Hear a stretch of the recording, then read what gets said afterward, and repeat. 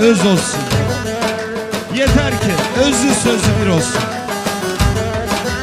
Yüzümüze dost, arkamızdan yılan olmasın be. Ağladığım zaman ağlasın, güldüğüm zaman gülsün. Gözlerime bakınca, gözlerime bakınca içimi okusun, içimi. Bütün dünya senin olsun, bir dost bir poz yeter bana.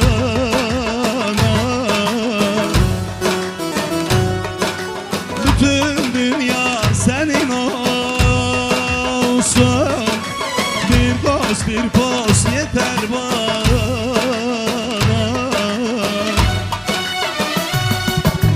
Atlas libas senin olsun,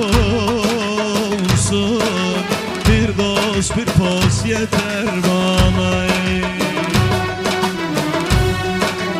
Atlas libas senin olsun, bir dost bir poz yeter bana.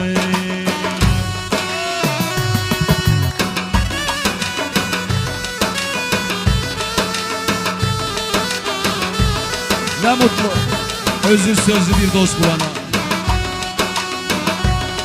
Ne mutlu dar gününde yanında olana. Ne mutlu ağladığın zaman ağlayıp da güldüğün zaman gülene. Haldan bilene, haldan. Allah herkese özü sözlü bir dost nasip etsin. Allah'ın iki yüzlerden uzak etsin. Seni Allah gönlüne göre versin.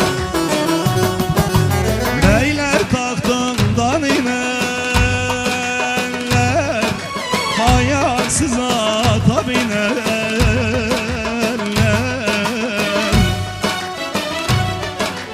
Beyler tahtından inerler, ayaksız ata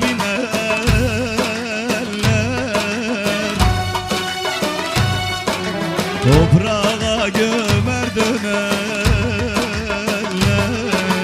bir dost bir poz yeter bana. Toprağa gömer dönerler, bir dost bir poz yeter bana. Toprağa gömer dönerler. Aman bir dost,